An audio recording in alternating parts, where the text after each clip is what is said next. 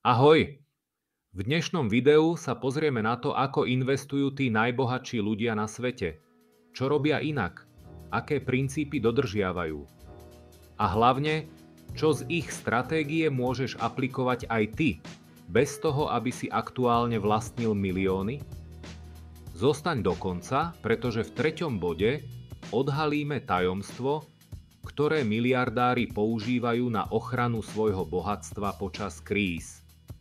Tajomstvo číslo 1. Myslí dlhodobo ako Warren Buffett.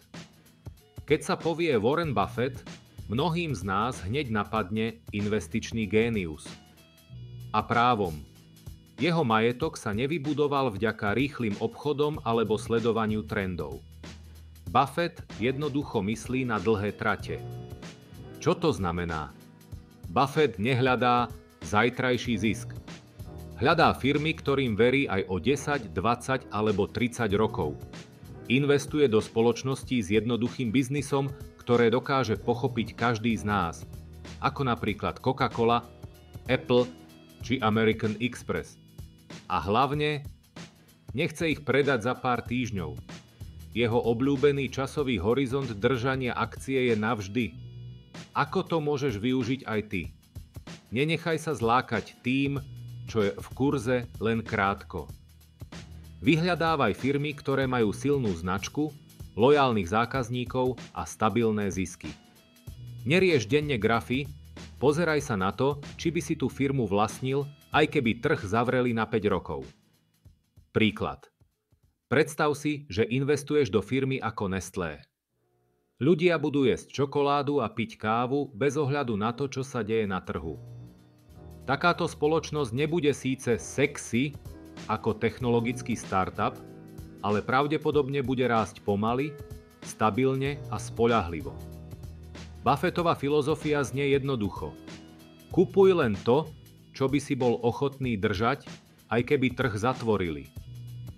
Takže ak chceš myslieť ako on, zabudni na rýchle obchody a hľadaj hodnotu, ktorá časom rastie. Tajomstvo číslo 2. Diverzifikuj ako Ray Dalio. Ray Dalio patrí medzi najrešpektovanejších investorov sveta. Založil investičný fond Bridgewater Associates, jeden z najväčších hedge fondov na svete. A ak by sme jeho prístup k investovaniu mali zhrnúť do jedného slova, bolo by to diverzifikácia. A to je cieľ. Nezarobiť najviac, ale prežiť všetko. Ako to môžeš urobiť ty? Nemusíš byť Dalio s miliardami. Stačí, ak nebudeš všetko hádzať do jednej akcie alebo sektora, pridáš do portfólia aj stabilné firmy, nie len rizikové technologické tituly a nezabudneš ani na hotovosť či ETF-ky fondy, ktoré kopírujú celý trh. Dalio často hovorí, najväčšou chybou, ktorú môže investor urobiť, je byť príliš sebaistý v jednom smere. Inými slovami, buď pripravený aj na to, čo nečakáš. Tretie tajomstvo, chráň kapitál ako najbohatší. Najbohatší ľudia sveta nie sú len výborní investori, sú skvelí aj v ochrane svojho majetku. Používajú investície, ktoré chránia kapitál, ako nehnuteľnosti, zlato, infraštruktúra. Investujú cez holdingy a trusty, aby optimalizovali dane a prenášali bohatstvo na ďalšie generácie. Čo si z toho môžeš odniesť aj ty? Neinvestuj len na rast, myslí aj na stabilitu a ochranu. Nechaj si vždy rezervu.